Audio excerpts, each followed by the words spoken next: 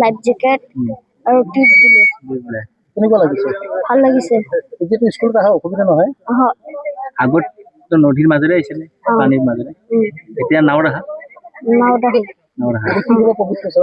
পবিত্ৰ ছাৰক বহুত ধন্যবাদ জনাম। তেখেতে আমাক লাইফ জেকেট দিলে, নাও দিলে, টিউব দিলে, আৰু এতিয়া দলং আৰু ৰাস্তাৰ অলপ দিম বুলি ক'লে। তেখেতেতো আমাৰ গাঁৱত আহিলে আজিও, আগতে আহি কিনে নাও দিম বুলি কৈ কিনে আজি লাইফ জেকেট দিলে আৰু টিউব দিলে। আগত নাও দিছে, এতিয়া দলং আৰু ৰাস্তা দিম বুলি কৈছে। তোমালোকে সদায় স্কুললৈ যোৱা? আগত বহুত কষ্ট হৈছিল। গামোচা গামোচাটো পানীৰ পৰা সলনি কৰা, তাৰপিছত স্কুলৰ ড্ৰেছত পিন্ধি যোৱা। কি ক'ব? সুখী অনুভৱ কৰিছোঁ। ৰাইজৰ যেতিয়া সমস্যাবিলাক সমাধানটো হয়, ৰাইজটো সুখীয়ে। মই এজন জনসেৱা কৰি আছোঁ, এই জনসেৱাটো কৰি আকৌ সুখী অনুভৱ কৰিছোঁ। অনাগত দিনত আমাৰ আৰু যি দলঙৰ কথাটো কৈছোঁ, এই দলংটো অতি সোনকালে হ'ব। মই মাননীয় মুখ্যমন্ত্ৰী ডাঙৰীয়া অলৰেডি কথাটো পাতিছোঁ।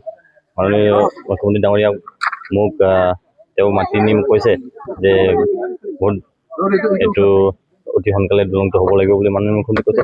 মই ভাবোঁ আৰু মোৰ ফালৰ পৰা যি কৰিবলগীয়া কাম আছে সেইটো কাম কৰিম। আৰু আপোনালোকৰ যোগেদি যি সমস্যাবিলাক দেখি আছিলোঁ, সেই সমস্যাবিলাক সমাধানটো হ'ল। লাইফ জেকেটটো সেইদিনাই দিয়াৰ কথা আছিল, নাও দিয়াৰ দিনা, কিন্তু কিবা এটা বিশেষ এটা কাৰণত দিয়া নহ'ল। তাতে অলপমান মোৰো আৰু বেলেগ এটা কাম থাকিল, সেইকাৰণে মই আহিব নোৱাৰিলোঁ। সেইকাৰণে বিশেষকৈ মই নিজে আহি কিনে দিয়াৰ কথাটো বেলেগ, আৰু নিজে নাহাকৈ দিয়াটো কথাটো বেলেগ আছিল। মই নিজে দিম বুলি কিনে তেওঁলোকক প্ৰতিশ্ৰুতি দিছিলোঁ। মই সেনেকৈ আহিলোঁ। আৰু অনাগত দিনত গোৱালপাৰা পশ্চিম সমষ্টিৰ বৃহত্তৰ চুকে কোণে যি যি গাঁও আছে, সেই গাঁওবিলাক যি যি সমস্যা আছে, সমস্যাবিলাক লাহে লাহে সমস্যা সমাধান হ'ব। ইয়াৰ কংগ্ৰেছক ৰাইজে সেইকাৰণে সীমিত কৰি দিছে, কংগ্ৰেছক সেইকাৰণে সীমিত। এতিয়া বিজেপিয়ে এতিয়া বৃহত্তৰ 102টা সমষ্টি লৈ এন ডি এ সমষ্টি লৈ বিজেপি চৰকাৰ গঠন কৰি আছে। কংগ্ৰেছৰ কেইটা আছে আপুনি গমেই পাই আছে। আৰু কংগ্ৰেছৰ ক'ত জনপ্ৰিয়, কোনটো অঞ্চলত জনপ্ৰিয়, সেইটোতো নক'লেও হ'ব, তাত আপোনালোকে গম পাই আছে। মই ভাবোঁ যে খিলঞ্জীয়া ৰাইজে বিজেপি চৰকাৰৰ লগত আছে, আৰু অনাগত বিজেপি চৰকাৰ দিনত থাকিব। আৰু মই ভাবোঁ ইয়াতো দুৰ্ভাগ্যজনক বুলি ক'ব লাগিব যে ইমান দিনে কংগ্ৰেছে ইয়াত বিধায়ক আছিল, সেই বিধায়কে কেতিয়াও এইবিলাক ক্ষেত্ৰত খবৰ নল'লে, সদিচ্ছা নাছিলে। আৰু তেওঁলোকক কি ক'ম আৰু, এতিয়া ভাষাই নাই ক'বৰ কাৰণে। আৰু যোনজন বিধায়ক আছিল তো গমেই পাইছে, নিজকে ৰজা বুলি কৈ পিনে তেওঁলোকে কিমান কি প্ৰজাক সহায় কৰিলে, সেইটো আপোনালোকে গমেই পাই ভালকৈ। বাকী যি নহওক, তেওঁৰ চিন্তাটো বেলেগ, মোৰ চিন্তাটো বেলেগ। মই ৰাইজৰ লগত থাকিব বিচাৰিম, সদায় গ্ৰাউণ্ডত থাকি মই কাম কৰিব চেষ্টা কৰিম। আৰু মই সদায় কৈ আছোঁ, মই নেতা নহয়, মই জনসেৱা কৰিব আহিছোঁ, আৰু সকলো পৰিয়ালৰ এজন ল'ৰা হিচাপে থাকিবলৈ মই চেষ্টা কৰিম। চাওক, ৰাস্তা ঘাটৰ সমস্যাটো মই কৈ আহিছোঁ যে মই নিৰ্বাচনৰ প্ৰচাৰটো কৈছোঁ যে ষ্টেপ ৱাইজ হ'ব। প্ৰথমে এটা ষ্টেপ হ'ব, অক্টোবৰ নৱেম্বৰ আপোনালোকে গম পাব। PMGY অলৰেডি 70টা ৰাস্তা অপ্ৰুভ হৈ গ'ল মোৰ গোৱালপাৰা পশ্চিম, অকল গোৱালপাৰা পশ্চিম 70টা। সেই 70টা হোৱাৰ পিছত আপোনালোকে গম পাব, মই ফিটা কাটাটো মই আপোনালোকক মাতিম।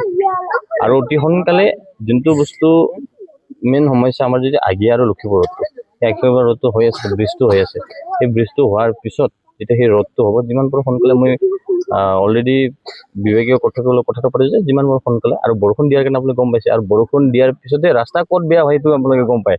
তো যিমান যে পাৰোঁ সোনকালে হৈ যাব, চিন্তা নকৰিব।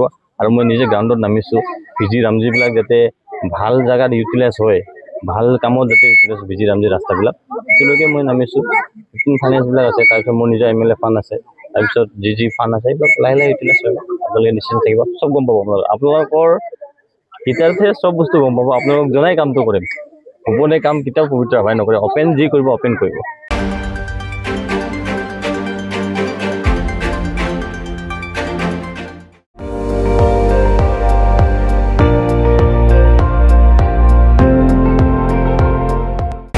আপুনি চাই আছে ND24 সৰ্বশ্ৰেষ্ঠ নহয় সৰ্বোত্তমৰ দৌৰণ